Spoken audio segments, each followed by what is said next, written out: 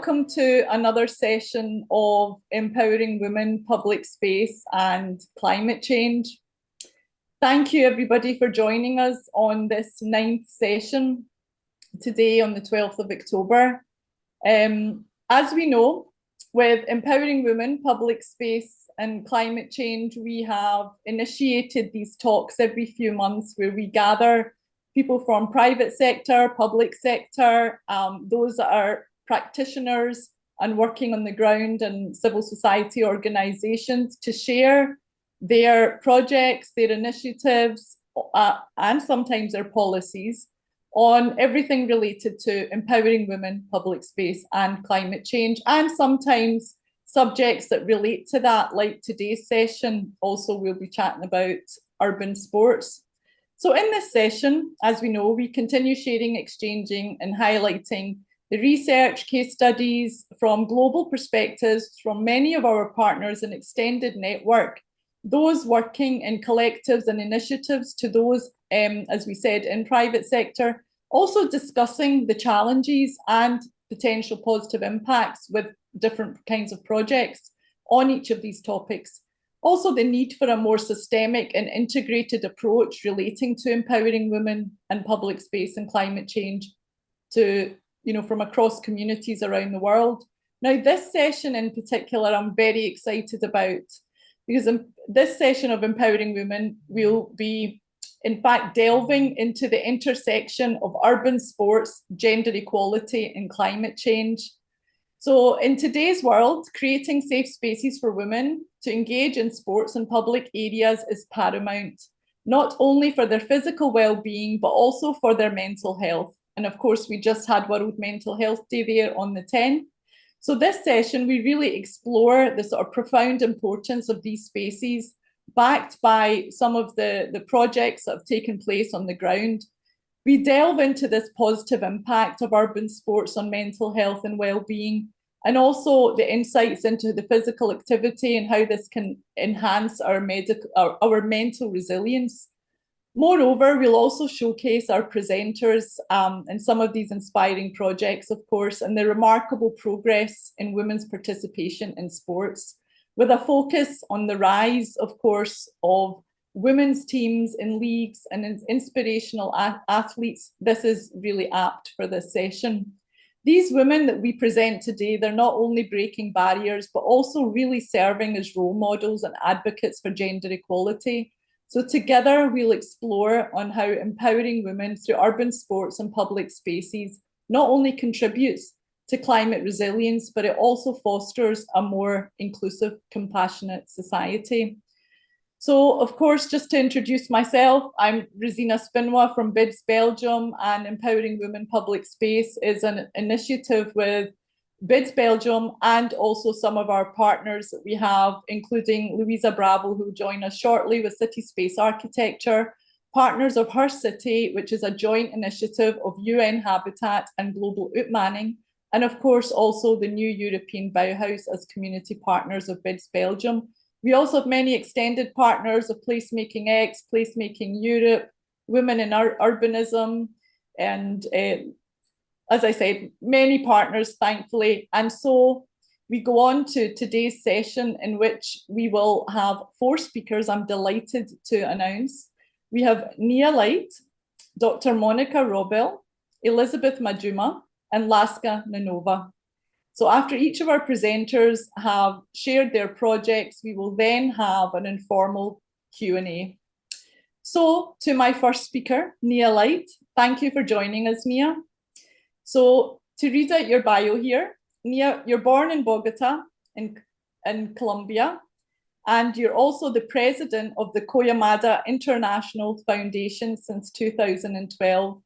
And you've been traveling around the world to speak before thousands of women leaders and international NGOs at the United Nations in New York, also, and several international conferences.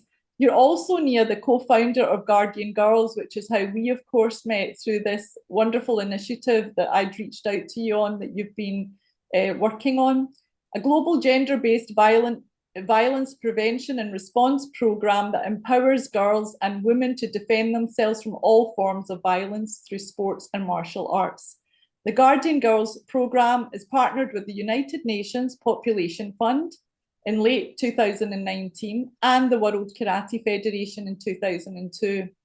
As the KIF president, she has been travelling in dozens of countries to promote and launch Guardian Girls karate projects and programmes with World Karate Federation and UNFPA in Spain, Egypt, Morocco, USA, Japan, Ireland, and Hungary. Nia, wonderful biography there. I pass over to you to present. Thank you so much, Rosina, and all our speakers today from all around the world. I'm so excited to have this space, to empower women and to, support each other's projects and, give a chance, for the world to see what we do. I am currently in Colombia. I travel a lot. I live in Los Angeles. My husband is Japanese, so we spend a lot of time in Japan as well. And now we are here in Colombia. So I'm so excited. Well, the Koyamada International Foundation is our family's foundation. It's my married name and my family's name, Koyamada. And it's an international non-governmental organization. Our mission is to improve the quality of people's life by empowering global youth and women to reach their full potential, and by providing humanitarian aid to promote global peace and sustainable development. So our foundation is very aligned with the SDG goals.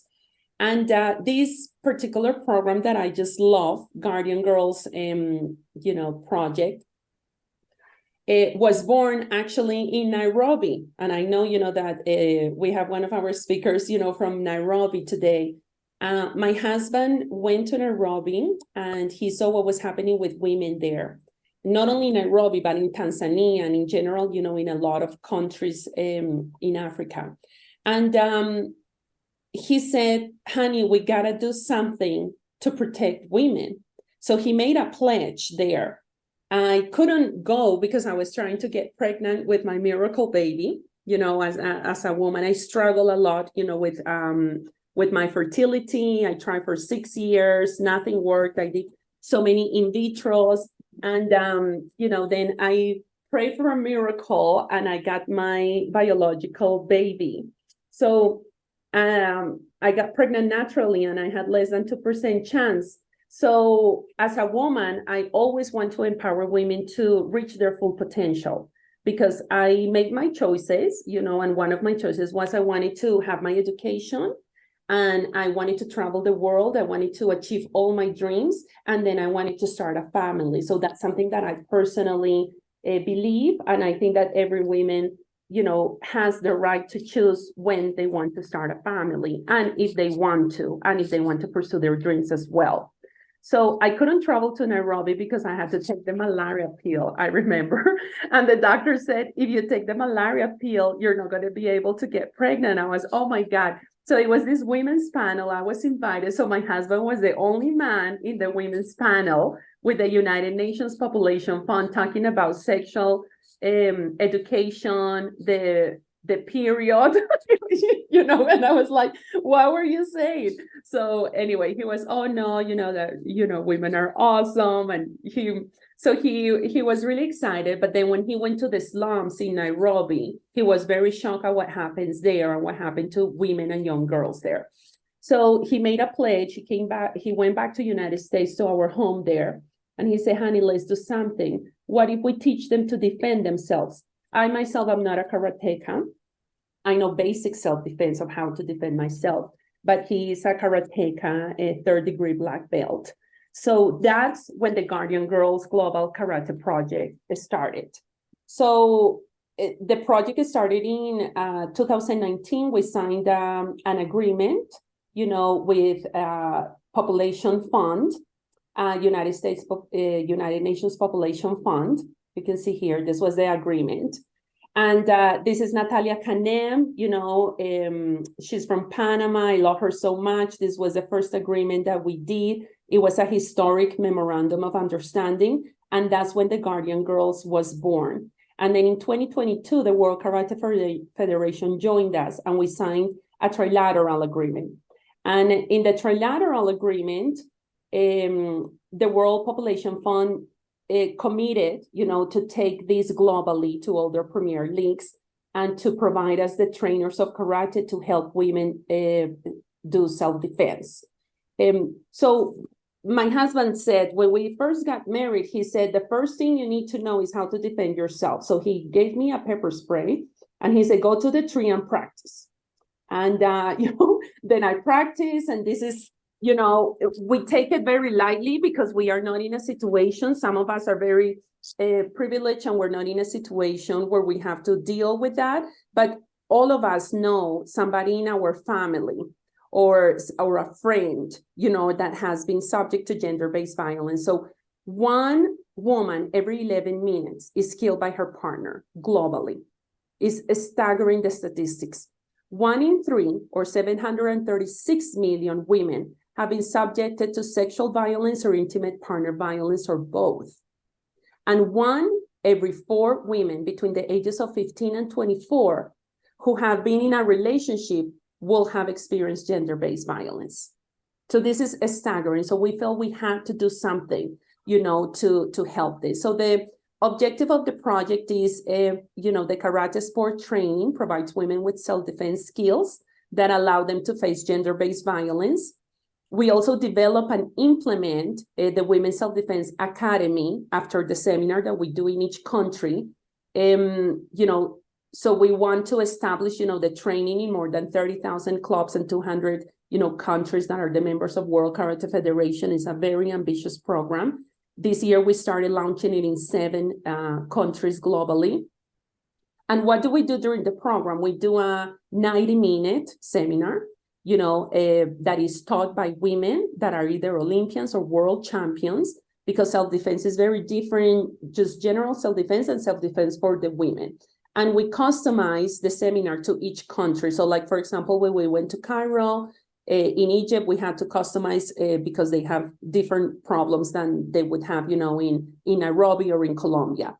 Then we do a women's self-defense action demonstration, with one of the karatekas, and then we give the mental support, for the women as well, because we can have all the tools that we want physically, but your mind also, has to be in a situation where you feel confident that you can get out of it, that you can deal with the situations, and that you have the power to defend yourself, if you are subject to any of this.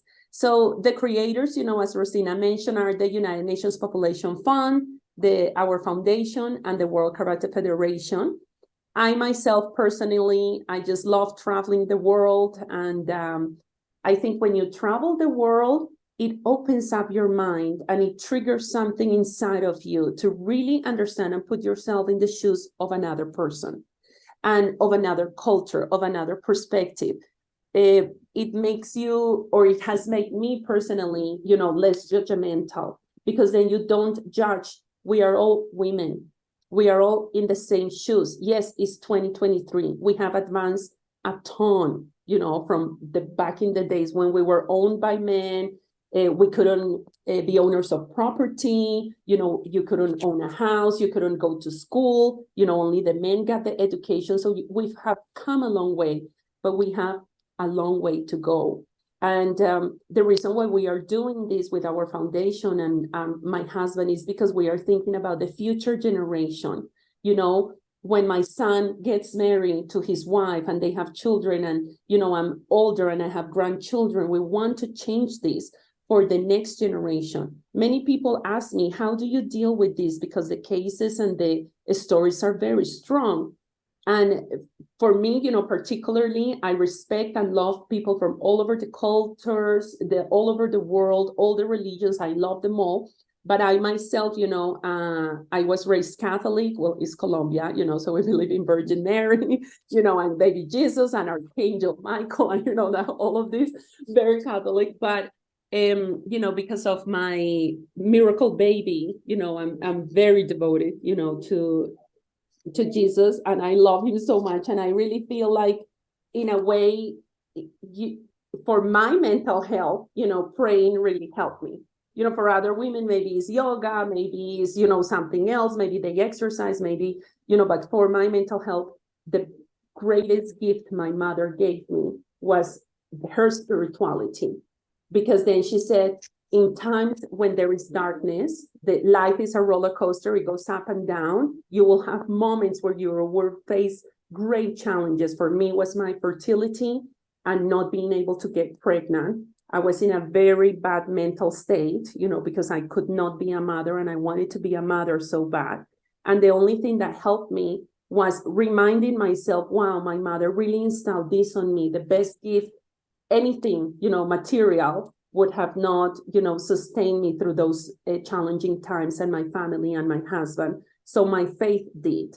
And so I feel like there is so much darkness in the world. Sometimes I really feel we're in a spiritual battle, because when I see these cases, you ask yourself, how can a horrible, terrible man would rape a child? Like, where does that even come from? What are they even thinking, right? But then when you go through all the things that happen in the world, is really acts of evil of what's happening. And the only way that I can get through this, with these particular programs and everything, is a poem that I want to leave you with to conclude. And this poem has helped me so much. It's by Mother Teresa. And it says, do it anyway. People are often unreasonable, irrational, and self-centered. Forgive them anyway. If you are kind, people may accuse you of selfish, ulterior motives. Be kind anyway. If you are successful, you will win some unfaithful friends and some genuine enemies. Succeed anyway. If you are honest and sincere, people may deceive you. Be honest and sincere anyway. What you spend years creating, others could destroy overnight. Create anyway. If you find serenity and happiness, some people may be jealous. Be happy anyway. The good you do today, it will often be forgotten tomorrow. Do good anyway. Give the best you have, and it will never be enough. Give your best anyway. In the final analysis, you see, it is between you and God. It was never between you and them anyway. Mother Teresa. And I just love that. So thank you so much. Thank you, Nia, so much for sharing that and sharing your personal story with us, as well as the professional journey of Guardian Girls and also that lovely poem. It's great to know that, what got you through your hard times and what gives you that passion and resilience. I think everyone has different things, and I think it's important to acknowledge what aspects help us in our mental health journey. As I said, especially with it also, as I said the other day, it was World Mental Health Day, and it's a very topical and poignant moment, I think. And also, I just quickly before I pass on to Louisa to introduce herself and Monica, I just want to share, of course, I know the project of Guardian Girls, and that's how I had reached out to Shin and to Nia, because of course I practice martial arts, and if I think about the Empowering Women project, that initially connecting with Laska and a few women around the world, it was around women that were doing self-defense, and I myself also practice karate, and I actually have gone back to it now in my 50s because I realized how much of a resilience and how it helped me during my early teen years and my journey in my 20s. And also this topic of, doing sports in public spaces, this is a dream also to have, different karate classes in public spaces as well, and self-defense. So it's wonderful to share that, and well done, and congratulations on your project, Nia. And also now to pass on to Louisa, who's my co-moderator for this session and all the sessions, in fact, of Empowering Women. So Louisa, I pass on to you. I know that you were obviously in transit and traveling from Milan to Bologna. So I'm really grateful that that train came in on time and you made it on time. And of course, I'll pass on to you to also, of course, introduce Monica, whom I met recently in Bologna at the Public Space Academy workshop, where Monica was also presenting, and it was an initiative of Louisa. So Louisa, on to you. Thank you, Rosina, and hi, everyone. Sorry, I arrived a little bit late. The train was on time, but I was stuck in the traffic driving home from the train station. Yes, so as Rosina said, I'm co-moderator of this session, and with Rosina, we had wonderful previous sessions with amazing women. This initiative is a collaboration between BIDS Belgium and City Space Architecture, as probably Rosina already said. And I just want to say a few words regarding City Space Architecture. It's a non-profit organization based in Bologna, in Italy, that I founded 10 years ago. And through City Space Architecture, we promote a lot of projects and initiatives related to public space. Public space is a very broad topic, so we try to cover public space from many different perspectives. One of these is gender perspective, so women in public space. We have established in the past 10 years the Journal of Public Space, which is the first academic journal entirely dedicated to public space, which is an open access resource available online. And we have recently started the Public Space Academy, which is an educational program entirely dedicated to public space, where we try to engage scholars, practitioners, community leaders, artists, and activists in the complex discussion related to public space. And as Rosina said, we had recently a workshop, the first in-presence workshop of the Academy in Bologna, where we invited a number of public space lovers affiliated to City Space Architecture to share perspective and knowledge and to empower a new generation of urban thinkers, because we need to transfer, these awareness and sensitivity to next generation of urban leaders. And so Monica was with us in Bologna. Monica is also a member of City Space Architecture, and she's also a member of the advisory board on public space based at City Space Architecture. She's an urban planner and urban researcher working in the field of public space. She's vice president of the Urban Sports Square Foundation, which supports the development of friendly intergenerational urban recreation spaces, an official partner of the new European Bauhaus initiative. She also supports the Office of Architecture and Spatial Planning of the city of Warsaw in projects concerning the redevelopment of public spaces in the capital city of Poland. She defended her PhD at the Faculty of Architecture at the Warsaw University of Technology with a thesis on the relationship between contemporary public art and the urban space of Warsaw. So Monica, happy to meet you again. Of course, was better in presence, but nevertheless, online is also fine. Yeah. So, the floor is yours. Thank you very much. It's nice to see you again. And thank you, Rosina, for the invitation and for the space. And I'm really impressed by the previous speech. It was really powerful. Thank you very much. Okay, so I will share you my presentation.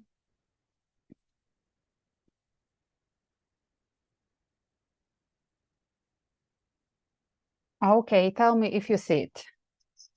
Yes, thank you.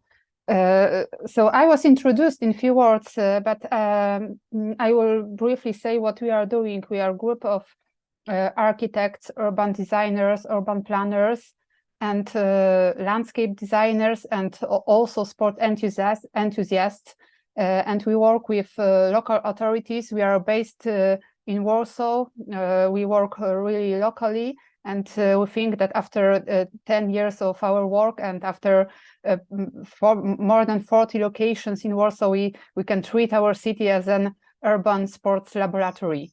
And we believe that active recreation can be introduced like almost everywhere, and it is illustrated by the action in the Museum of Modern Art in Warsaw, as you see on the picture. And few days ago, we are having a talk with Rosina about our projects, and we devoted a lot of attention to the topic of women's safety in public spaces. And I had to admit that it has never been at our top priority list when we are designing these active recreational spaces in Warsaw. So yes, I think that we are privileged, and I was wondering why. And I must say that as a woman, I feel rather safe in my city, and generally Warsaw inhabitants feel safe in their city, as it's shown in the cyclic survey that is taken 2 times a year. But we have a concern of domestic violence, and it is the topic of public concern, and it was shown by the pandemic time, when people started to be aware what is happening, like behind the walls of their neighbor's flat. And actually then the public spaces were considered as the place when women, children can feel safe if their home is not safe. So this is the important questions then that makes public spaces in Warsaw more and more like on the top of our concerns in spatial planning. But now, for now, I would like to very briefly share with you 3 projects that we have undertaken in our city, and the first one is the National Stadium in Warsaw.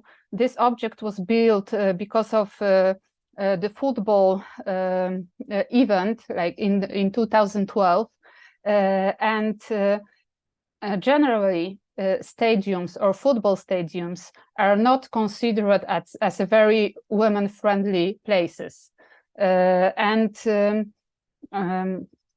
we succeeded just after the beginning of the stadium to, in cooperation with the stadium managers, to open the gates of the stadium and open the surrounding of the stadium to Warsaw inhabitants, and to attract their urban sports. And actually it occurred that the biggest resource of this space was the surrounding, the service road which is surrounding the stadium, as it was very safe, very well lit, and it became the place for the night running trainings and night roller skating, and it is actually very connected with the safety, as we can practice our sports in the very late evening. And this place has become a new destination, and it was created without investing any additional funds, and actually without any new carbon footprint. So it might be a good example how we can make better the existing infrastructure. And what if we want to create new facilities? So there is a very important question. If we need a typical sport infrastructure that is usually fenced, closed, and dedicated to a very limited group of users, like typical skate parks in Poland are usually used by young boys and young men, or do we need an open, green, urban sport architecture, not infrastructure, that is open for a wide group of users, that can invite very different people, not only for practicing sport, but also for watching it? And I would like to show this one project. It was opened last year in Warsaw, in a very special place at the intersection of a very important transportation hub in the very city center of Warsaw. And this is, it may be not be seen, this is as a place for skateboarding, and this is actually the most iconic skateboarding place in Warsaw for now. But it is also a very welcomed place by young moms and by elder people from the neighborhood that don't afraid to visit this place, to sit on the benches and to just watch the youth performing skateboard tricks, as you see as the picture. So I think that it was achieved thanks to the thoughtful design, thanks to introducing the greenery, introducing places to sit and to watch safely the sport performance. And the last place, it is an older project. This is actually the first project that was designed in cooperation with our foundation. This is also an urban spot with a lot of urban sport facilities, like really a lot. There are facilities for skateboarding, for calisthenics, for bike polo, petanque, basketball, football, like very lot of actions can happen there. And as you see, the design maybe is not very like inspiring or extraordinary, but it has a very important asset, this place. And this is this small building that is situated in the center of this place. And this is the building which has only a like small common room. It has restrooms and it has a storage for the sports equipment. And this building is used for any sport enthusiast that want to visit this place. They can storage the things, they can organize classes. And on the picture you see women that met from like 9 years, because this building is, this place is 9 years old. And they are meeting there to have Zumba classes on the top of the building. So the thing is that we've made place for people to organize themselves. And actually, it was the very important thing for us because when in 2020, we were with our foundation preparing the strategic program for the development of recreational spaces in Warsaw, it happened that we were working in the middle of the pandemic. And we didn't know what will happen because the pandemic was like ongoing. So we didn't know what will be the future scenario for the city, for all of us. And one of our very important recommendations, in case of like the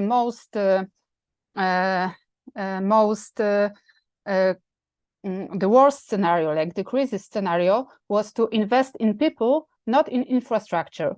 Because the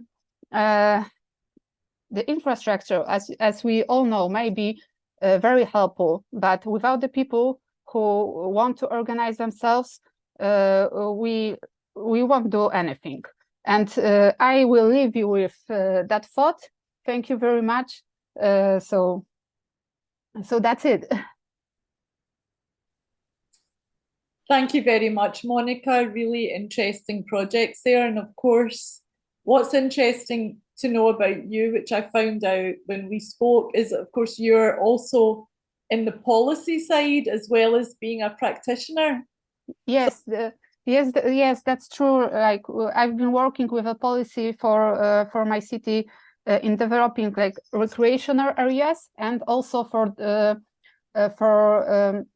improving the quality of public spaces. And actually we are working how to introduce this into the practice.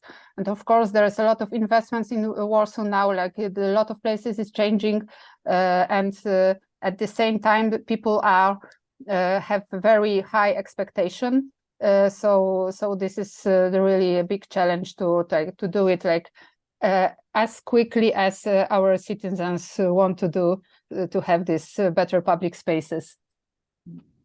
Thanks for sharing that, Monica.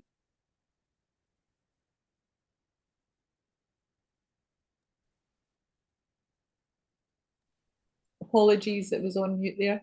I was going to say I'll introduce Elizabeth, who I have the pleasure, of course, to introduce her work and what she does. So Elizabeth Majuma is from Nairobi in Kenya and a soccer trainer.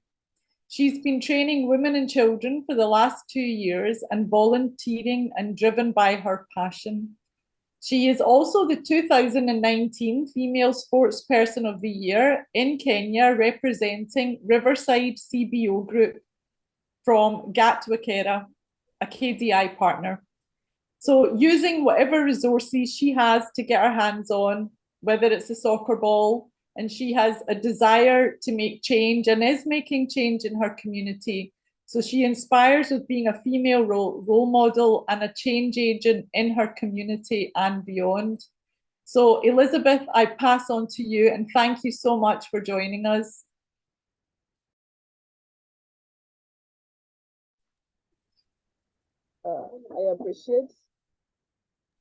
I appreciate you all. Okay. I'm grateful for this wonderful opportunity. Once again, I'm Elizabeth Majuma. I live here in Kenya, in Kibra slums, and I can say when I completed high school, that is back in 2017, and I didn't have funds to take me to like college, so I was just seated at home, and I was like, what can I do to my community? And I decided that there's a public space around where I stay. So I just bought one ball, and I decided that I need these kids to bring a change in the society. So I used to train them because I find that most of my time was just idle. And by seeing what these kids are going through, it was painful in my heart. So I decided to train them so that at least they spend their time talking with me and sharing ideas and their problems, you see. That was my aim. And it has not been an easy journey. Sacrificing as a woman in the society, it has been, there have been ups and downs. Like most men in where I come from, there's that I believe, like in Kenya, like we have different tribes. So it's like a woman can't lead other like men, you see. So it was a big challenge. And I just thank God for standing up for me. And my mom is my mentor. She always prays for me, and she always tells me that you can do it. And that drives me so much. So the challenge that you're facing is like, you see, in women, like here in Kibra, most women lack sanitary towels, and it has been a major challenge where I come from. Like you may find that a kid can't come for training. Reason, she lacks sanitary towels, and maybe when she asked me to give her money to buy them, and I'm like, I don't have. So you see, that is a big challenge. Another challenge is food. These kids come from, you see, we are coming from a poverty area, like there are no jobs, there's nothing to, you see, like you're struggling. And so I have to, like, you may find that these kids, maybe these women, like, and children, maybe they're coming for training today, tomorrow, they're not there. Reason, they can't come when they're hungry, you see. This training needs energy. You need to eat. You need to be strong enough. And I was like, maybe, what do I say? Like, I was like, if I get support, like the material things, the shoes, the training kits, because a woman can't come to play soccer with a skirt. You see, it can't make sense because I'm mixing both men and women in that field. I'm not like women are playing on their feet and the men are playing on the other side. I just mix them so that I need that unity, you see? Yeah. So I'll share some of my videos so that you can see where I train. I usually train those kids.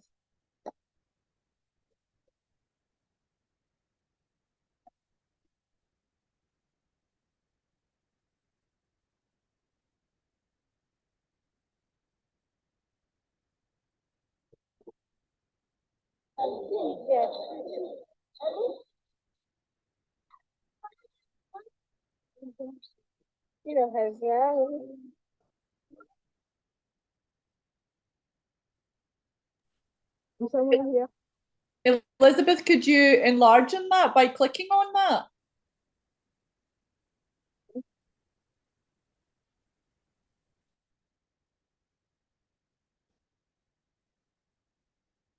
Really?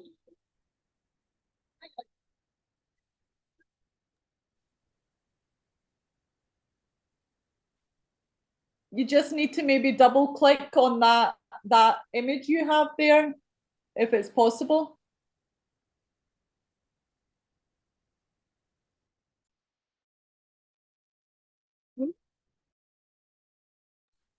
It's already in full screen. And if you can't share it, you can maybe tell us what the images are of. Whilst you're trying, you can tell us what each of those 3 images are. Sorry? Could you hear that, Elizabeth? If you are using another screen, we can see only the folder with the 3 different files. We don't see the video. Oh, sorry.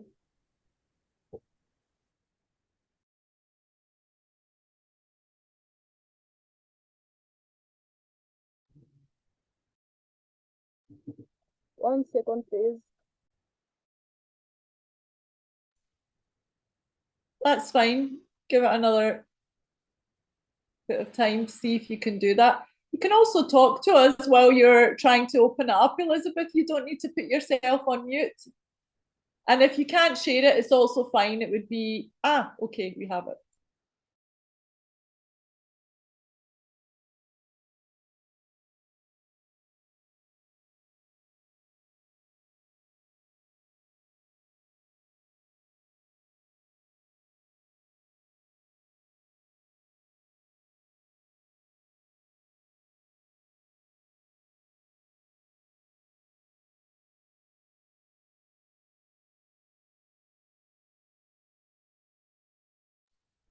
Elizabeth, you can tell us what we're watching because there's no sound. But from what we see, it's really, these are the kids that you're teaching and training football with out in the public space, and it's also very informal space. It's not like it's a specific football field. So you can tell us about it. I can say this is not a public space because it is owned by somebody. I think the owner is still raising funds to build something. So we're just here for some time. And like we're just here for some time. It is not guaranteed that we'll be using this field forever.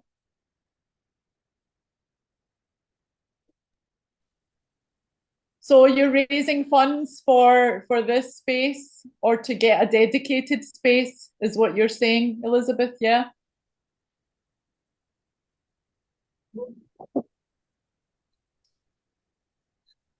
If it's better, you can just continue to talk to us, Elizabeth. It's fine whilst you're trying to sort that out. We'd love to hear more from you on that.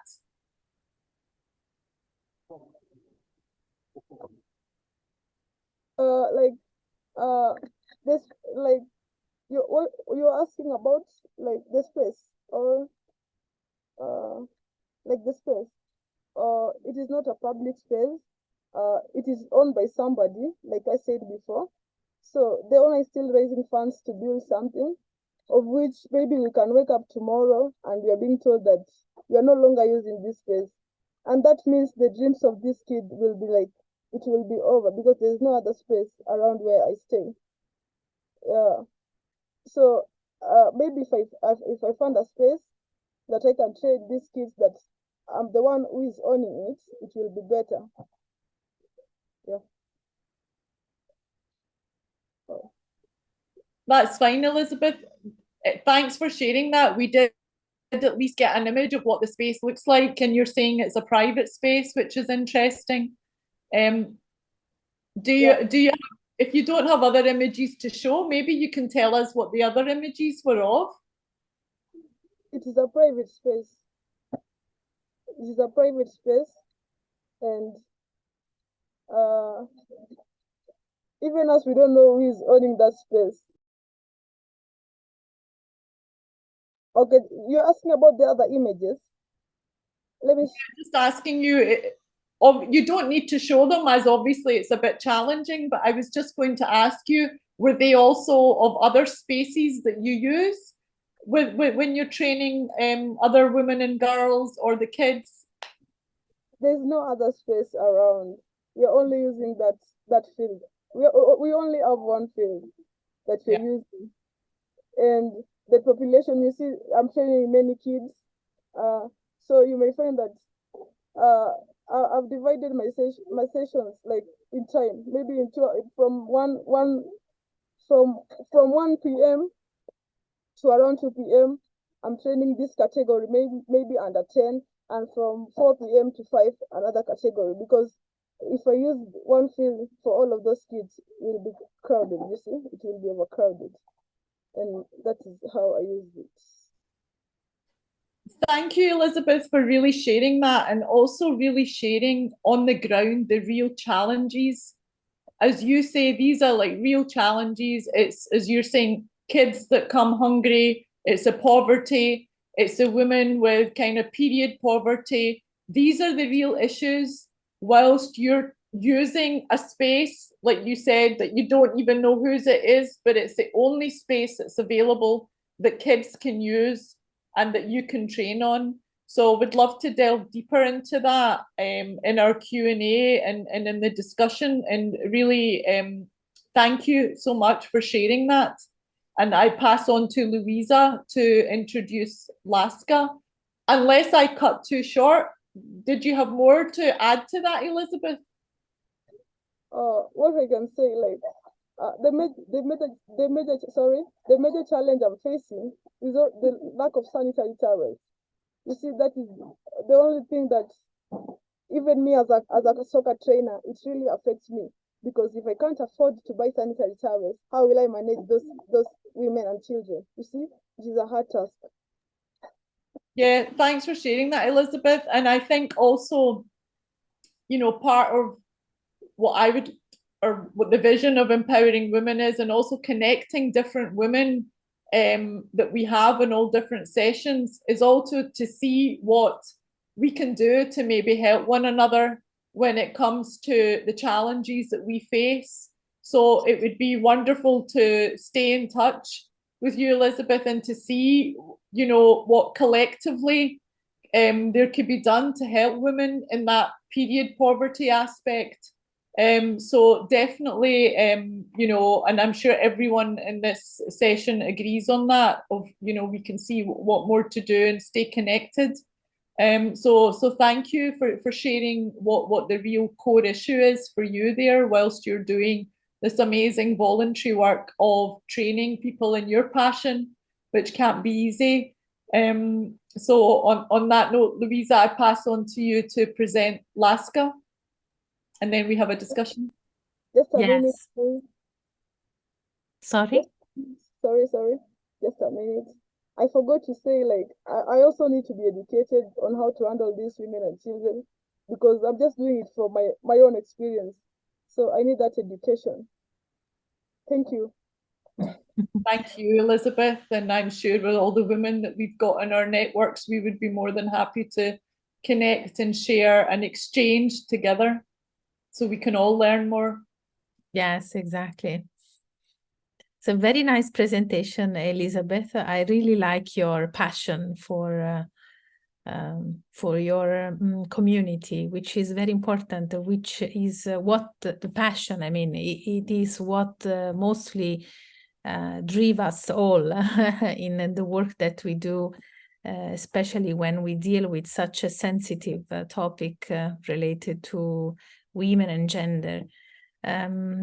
So yes, we have this last speaker, Laska Nenova, who is yes, driven by passion and dreams, as I'm reading from your bio.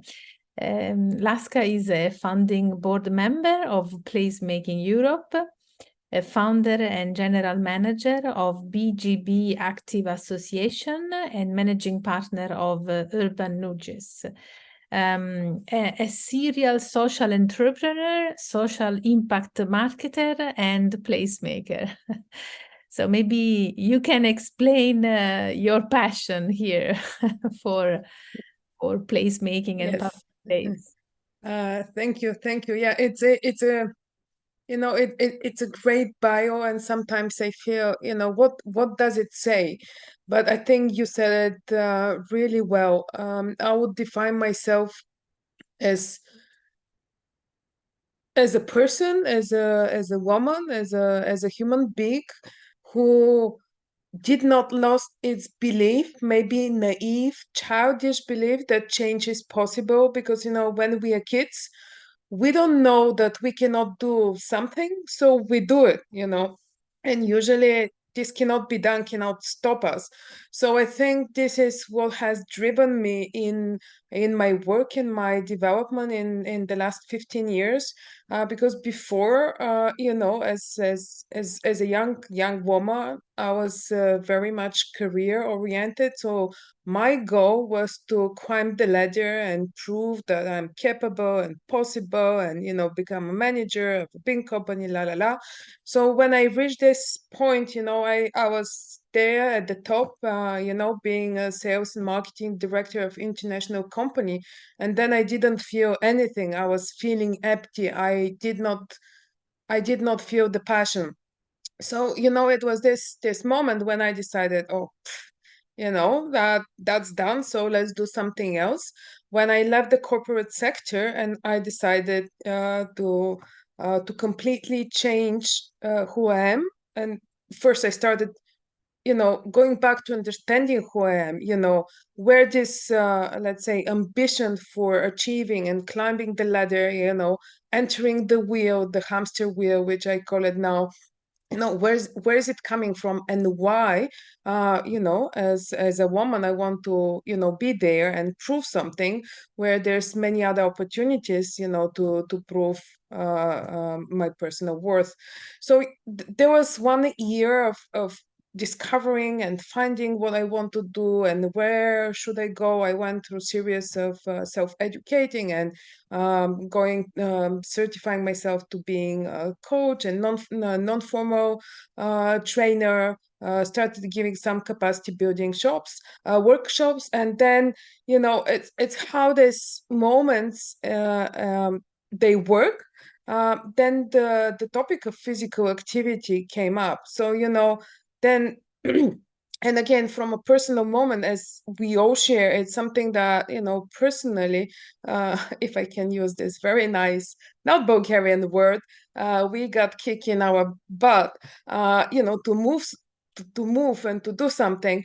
So with this personal experience of ill health, I decided that, you know, I need to also learn something, how to work for promoting health. And then this was promoting health through physical activity.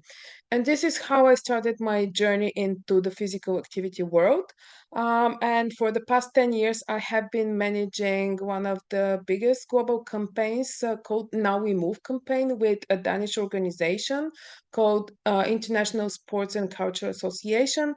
So I started with the association back in 2012 with their first event, Move Week, which was back then with 3 countries participating, and now globally with more than 50 countries participating, of grassroots sports organizations organizing free events for everybody to support people to find their move.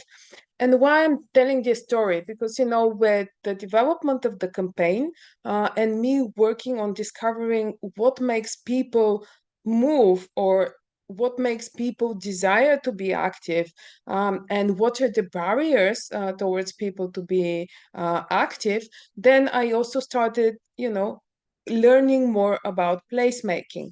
But not to get ahead of myself, I would open the presentation so I give you a little bit of the story and what I would share today, because I think it really nicely combines our 4 stories of the guardian girls of the urban sports from Wrocław, from the football, the soccer games in Kenya. And this is the placemaking for active recreation approach. And I would actually skip the official part of the presentation, who I am and what we learn. And I will start with this story because combining my experience of organizing physical activity promotion campaigns, and we are speaking here about a scale of plus 30 European countries, Latin American continent, with Semana Mueva, if I say it right, near, and then also expanding to many different locations. There was thousands of events, millions of people moving. The communication was reaching millions. And the physical inactivity statistics, they were not moving. The World Health Organization is still saying, yeah, physical inactivity is on the rise. Physical inactivity is the fourth leading cause for mortality from non-communicable diseases. And then I started asking myself, okay, Waska, I mean, it's a great campaign. Everybody sees it. It gives a lot of inspiration to other organizations. There's thousands of events in the different countries being organized, but what's wrong? So what made me think about public space, in a way of placemaking type of a thinking, was this letter. This is an actual letter which we received from a mother, and she's Bulgarian also. This is as a result of the events that we were coordinating in Bulgaria with the BGB Active, my organization. And she said, everything is very wonderful, but, when my son wants to be active, this is the place that I need to take him. There's nowhere to dance, there's nowhere to go out and we do together. So we need really more ideas and more ways how to touch the politicians and the business, so they invest more in public spaces which are suitable for everybody to be active. And this triggered me to ask the question, okay, the campaigns, okay, the communication, okay, the everything else, but what's missing? And the main call of action of the campaign was find your move. And then the answer was that in the most of the locations where we're having the campaign, there was no really good places to be active. And what I mean, like what Elizabeth shared, the kids, the young people, the women, the boys, everybody, they want to be active, but the place that they have is not, it needs great motivation, and with all the dust, I don't think is the healthiest place to do sports. It's great for socializing and be active, but not probably healthiest. So with the combination of these things, I started thinking, okay, but I'm a marketeer turned health enhancing physical activity promoter. I'm not an urbanist, I'm not an architect, I don't know how cities work. And then I started searching, what is out there. And of course, back in 2016, when you go on Google and you start searching public space, what I can do, of course, then you discover the project for public spaces. And of course, fate always works in our favor. Back then in 2016, we actually had Jan Giel in my city for one architecture forum. I was there and I was like, wow, what is this? I don't know. So I continued searching, what is this urban planning? Was this design for human scale? What is this cities for people? And then, I reached to the idea to start a project based on what I've learned. And I call this project The Spot. And it's The Spot because it's one place that we want to create. And The Spot was based on back then, some kind of an idea what's placemaking, what's urban planning, but really there was this idea, this dream that all of us shared tonight, is that I want to make change. I want to test my thinking and analysis that if we have a very strong communication campaign with a very strong message of find your move, then we need to also secure the place where this move can be found.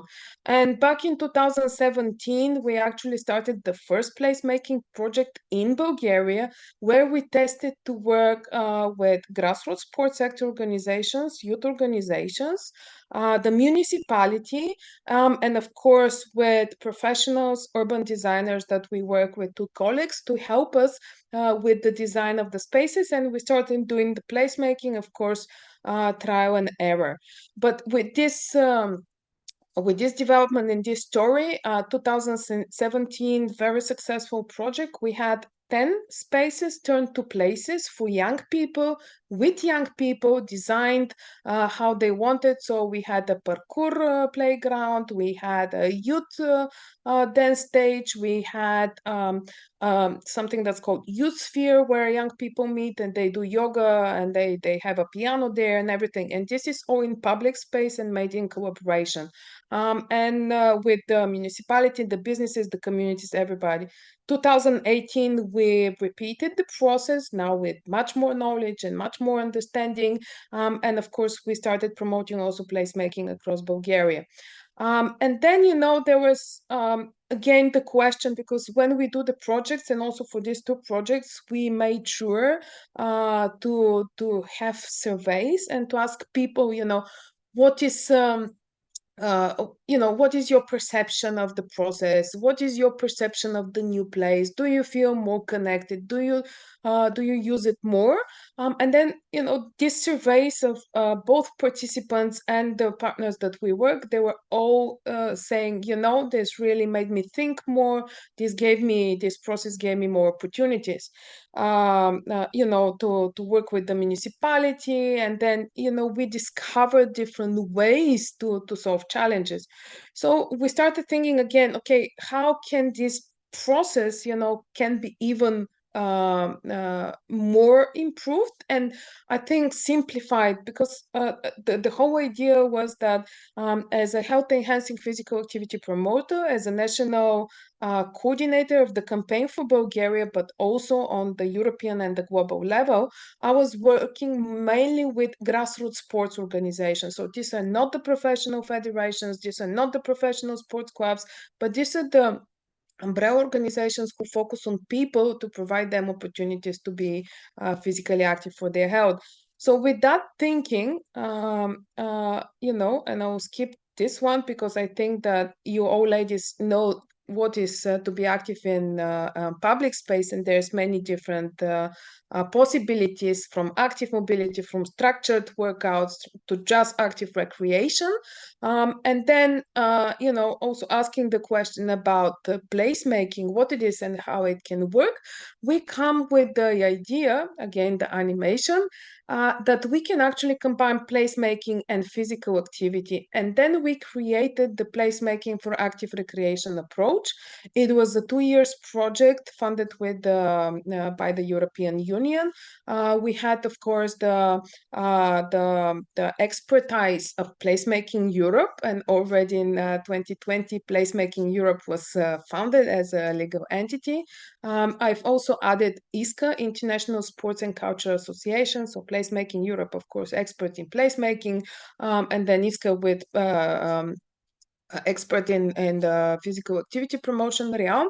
And what I was saying back then, I combined all of my families, all of my heads, being a BGB active founder, working on the national level to improve health and well-being, being a placemaking ambassador and activist, and also being the Now We Move global manager. And I combined all of the passions in this project, and it really worked well, because the whole idea of the project was to connect the knowledge, the passion, the experience of the grassroots sport sector in designing programs for involving people to be physically active, and to combine the passion, the knowledge, and the experience of how places work and how places could work better of the placemaking sector.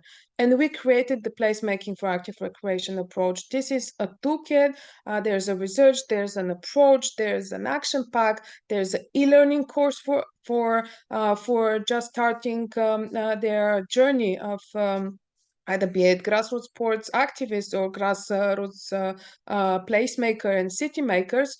So everything is accessible. And I will cut my story short because I know that we have also the discussion, but this is the process that we designed. The process is designed based on placemaking, but also a bit simplified. What I'm saying is that, our idea was that me, as not an architect and urban planner, and as a representative of the grassroots sports sector, if I go online and I see the action pack, I can have very easy steps and stages to follow to help me build my case with the local community, with the local municipality. So we have another together, so we create a space into place where the community can be physically active.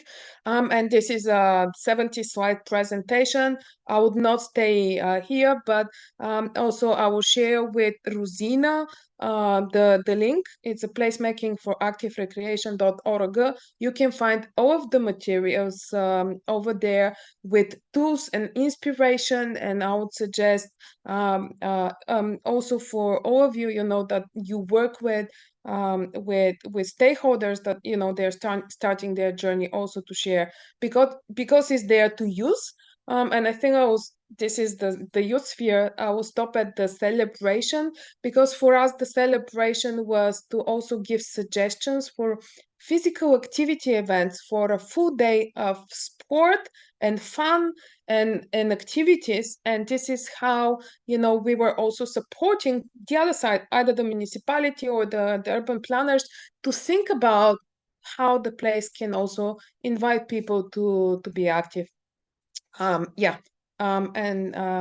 That's very short, and I can share the whole presentation because also for you we have the policy also recommendations, and they're combined policy and practical recommendations. So you can take it, download it, translate it, and then use it.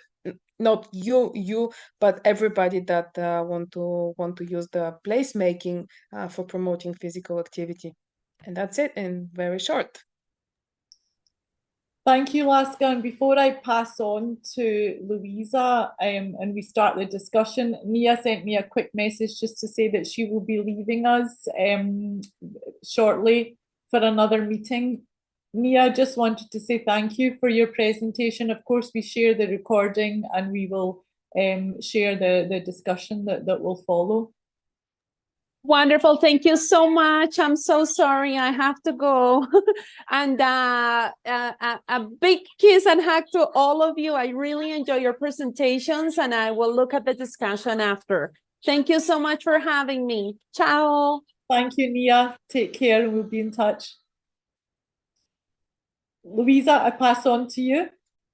Yes, I think now we can start a little bit of discussion among the speakers, but also the participants of this talk. So feel free to also enter the discussion or ask questions. I will start with the first question to the speakers. We said that the majority of what we do is driven by passion, and that we try to develop, bold ideas, but then we have to face the complexity during implementation. So this is something which I think it's very important, especially when we talk about public space, public participation, public engagement. Because, management during implementation is also very complex as well. And so you start dreaming, but then you have to deal with very, practical issues. And also, as Laska was mentioning, the project becomes, with many partners, with many activities, with many outcomes, deliverables, and so it becomes something that you really have to manage properly. So how do you balance the dream during the implementation and management, since the success of the project also depends on the long-lasting impact of the project. May I? Please. I think for me it's resilience, because some of the things that we've done, for example, with the sport project, I had these ideas of changing public space maybe in 2007 and 2008, but it was just an idea and a dream that I can do something. But also the understanding that if you lack the knowledge, if you lack the critical mass of support, and if you lack the partners, then this dream is not really achievable. But I think for me, it always has been the realization that a dream is a dream, and some dreams can happen from today and tomorrow, but other dreams happen in a very long period of time. So with the placemaking, it's still developing, it's still growing, but this is 7 years of time one. And I think throughout the years, just understanding that happening now is not always an option, and understanding that and accepting that, and it builds this resilience. And I think also another thing is what you mentioned, how you manage the impact and how you manage the project partners and all the different objectives, and changing also external factors. I think this is also in a way understanding that without this detail, you cannot see your dream, and also the clear understanding that the boring part on the administrative part of the funding and the reporting and everything is supporting your dream. And I think this is also again a way of being resilient towards just achieving the dream. This is at least for me how it kept me going, because it's not always easy, especially trying to prove the worth and the impact of your project. Thank you, Laska. Yeah. I I would add that you have be patient, because you really have to wait a really long time till these projects will occur. Like the investment process is very long, so many things is happening during that time, and there are projects that they like ruin, there is no funds, and then you wait another year or two, and suddenly the funds appear. So you have to be patient. And now we have in our foundation a year when 3 or 4 projects in the city of Warsaw are opened after like very long time processes. So yes, this is the thing, and the passing time is also a big issue, as for example for us it was a very big concern, as we started some projects like 7 years ago, and then we have the climate crisis. We are aware that this is the biggest issue of our cities, and our previous projects were not ready for that. So this is also a very important thing, that you have be too open to a change, and it's not very easy when you are managing projects with authorities, because sometimes it cannot be changed, because the authorities are not that flexible. Sometimes you have to be ready that the project goes as it goes. And but I think that without this passion, and this is for me as well, the passion for public spaces, like beginning from my studies, you couldn't work like that. So that's thing, like you want to do something for the biggest good, and that's it. Yes, yes.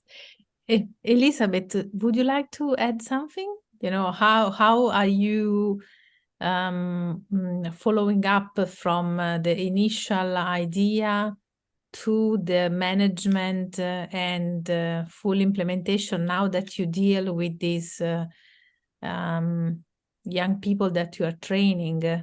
How do you manage their expectations also?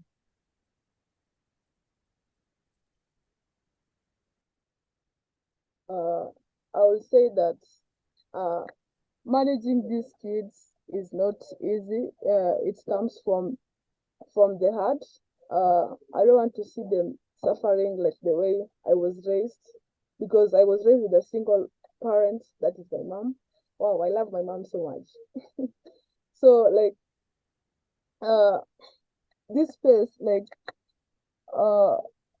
it's been a struggle like to access this place, because sometimes we're using the field, another day we're being told that we're not going to use this field.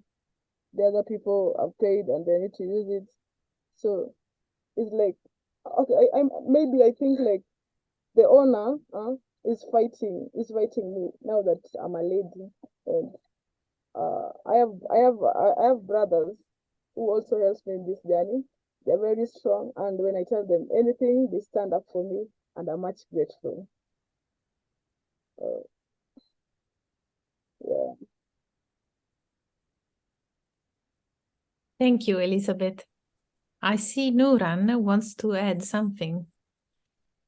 Yeah, it's I want to say it's amazing presentations, and it's always refreshing to see this amazing work being done towards endorsing physical activity and sports for women and girls everywhere. And I've been actually chatting with a friend who works as well in physical activity, and we were discussing the Make Space for Girls and how when you gather data that is sex desegregated, you find that mostly maybe girls are not being involved in the playgrounds kind of prototypes or playing in a public space as much as the male boys. But then when you ask them, maybe it's because of safety and security, or maybe they prefer social settings in a way. But we were thinking that, but we want these girls as well to be active and to play sports as much as boys do. So it's a dilemma between like, do you listen to what of course we need to listen to what they want eventually, but how to as well maybe encourage them into doing physical activity and not segregating in a way playgrounds or public spaces segregated based on gender. Of course, this is not the right way to do it. So I was asking if there's like any I don't know solutions to this, or some examples from projects about that. I don't know. It's a debatable. May I for us, because I always, it's always when I never separated. I mean, I have two separations of people being physically active and people not being physically active, at least in the beginning.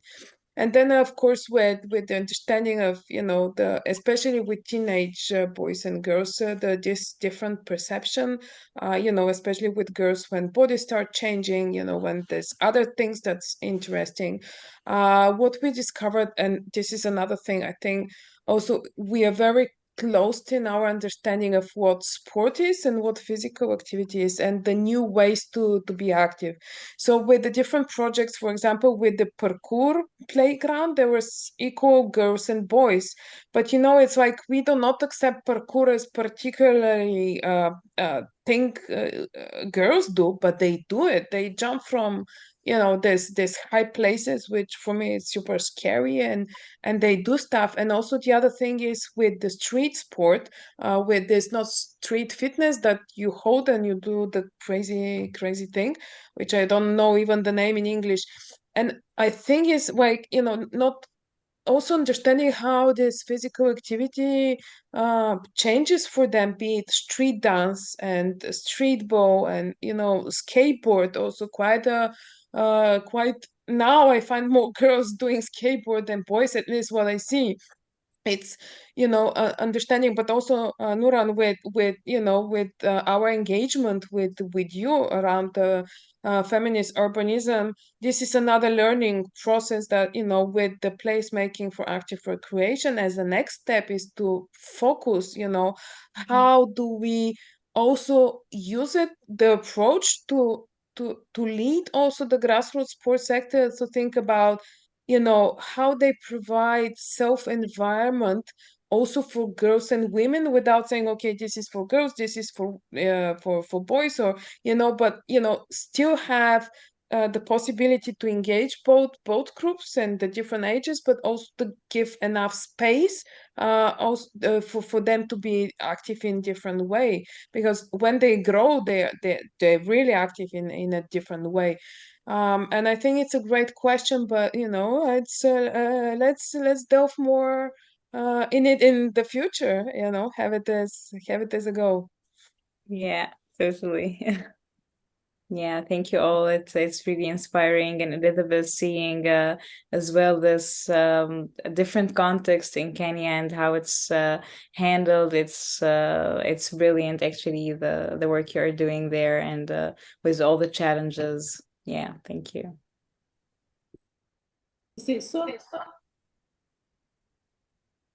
Hi, everyone.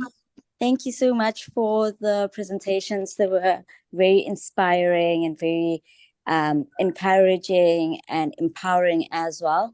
I think with the project that we're working on in Cape Town, South Africa, we busy working on a project called Girls Make the City, and the whole point behind it is not to exclude the allies of the girls, but to include them at some point of the process and educate them about girls and the importance of girls and decision making in public spaces in relation to safety. So I think maybe that could be one of the approach that we start taking, so that the guys can also know, the men can also know what we go through and be able to support us and not create the divide between members of society, but to work collaboratively together. So I think that was what I got from today's sessions as well, is that we are all trying to create this community through public space, through placemaking, and we want it to be for everyone. And I think that's always our goal as designers and planners and stakeholder officials and so forth. So thank you so much. It was a very inspiring session. Thanks for sharing. Anyone else like to chip in at all with any questions or discussions to each other before we wrap up? I must admit that that Laska, you definitely very well identified the problem and the solution, because joining the placemaking methods and the sport activity knowledge, grassroots knowledge is actually the key, and it is also the key to for people to fight their barriers if they they are afraid of starting physical activity. And this truly comes from the placemaking method, when you allow people to just be in the place, just watch, be in the safe space from the activity, whether it's a dance, a concert, or someone training. If you can safely be in the space, attend somehow, but not in an active way, this is the first step to start moving. And this was our base, but we I must admit that we didn't name it as well as you did. So so that's great. No, thank you, but you're absolutely right. Very quickly, Rosina, one of my favorite examples, and it was an aha moment. We were organizing a big event in a public space in one big field in my city of Plovdiv. And and usually we have the animators, the sport trainers, everybody's there giving a lot of activities. And this year I was like, you know what? I was thinking, and this is also what I said with all of the young people that I talk to, just make sure you have time to think, because then you realize things. And I was thinking, this is physical activity, this is active recreation, why it needs to be organized. And then what we did was an experiment. It's a huge field, it's like 5,000 square feet, and then we put different equipment like badminton. We also filled balloons with water, and we put balls and different things, and we just put it in the square, and put the whole team on the corners of this field, very far away. We are there, we are sure. So there was one kid coming, testing. The mother was saying, no, don't touch. Then another one. They started playing. Then the families came. They took the balls. The kids started playing badminton. And when they were finished, they were putting the things back in the field. We were not there. We were just taking pictures, and observing. And this, I think, also led to the next stage back in this 2016. It's like, not everything needs, to be organized with humans. So there's, we need just to organize the space so it invites people to be active and, do what they want to do in a safe way. So this was this aha moment. It's like this is a very great resource that I would recommend that you find it. It's called Design to Move by Nike. It was done back in, I don't know, 2014, 15. And this is what they say, we are designed to move. And if we are designed to move, and all of the urban sector side says that architecture and design designed out the movement, then, we need to put it back. So yeah, that's it. Just we are designed to move. That's it. That's a fantastic way to slowly, I think, end our session, Laska, with what you've said there, because what we've heard today are very different projects from different parts of the world, some that are really, organized and intentional, like Nia's and Nia's project there of Guardian Girls, and still stemming from this aspect of self-defense and violence, and what women go through with regards to gender violence.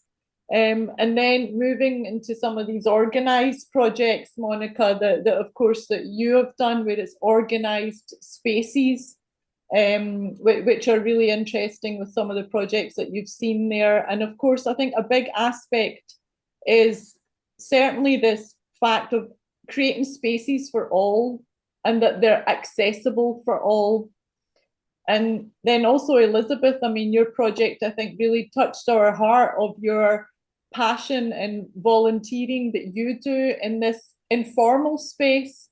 So it's about where are the spaces, and it's not even necessarily public spaces, these are private spaces, and you're really dependent on whether that owner comes and tells you all to get off his land or not.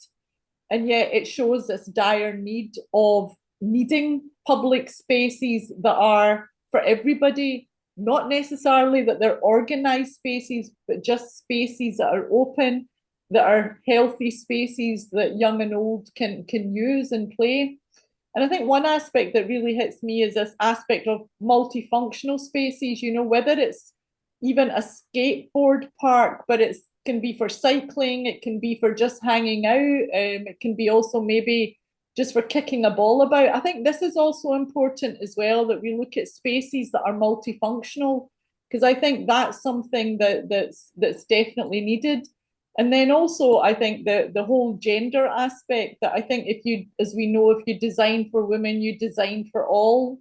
But then it doesn't take away from some of these really, really grassroots challenges that are faced by people in different cultural contexts and different countries. I mean, Elizabeth, you said you've really come across a lot of challenges, but you still keep moving forward, you know, regardless of the sexism you may face, the discrimination of whether it's the chap that's got the money and got the space.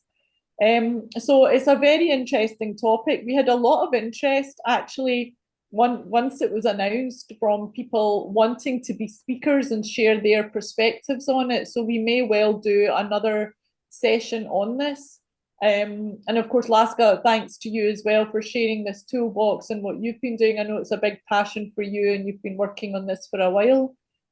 So I just want to really, I'll pass to Louisa as well, but just want to say a big thank you to you all for all these different perspectives and different approaches from grassroots also to some of the policy making, Monica, that maybe you've sort of touched on as well. Louisa, I'll pass on you just that we can close up.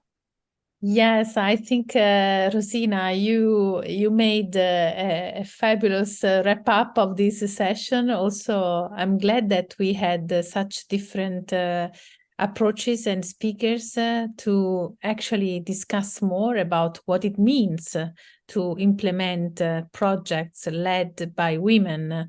And I think it is important that we also expand more on this, as you said, maybe for the next talk, just to explain how women are, handling the complexity, but still keep moving, as Laska was mentioning. You know, we keep moving, we keep promoting, and we always raise attention on public space for women.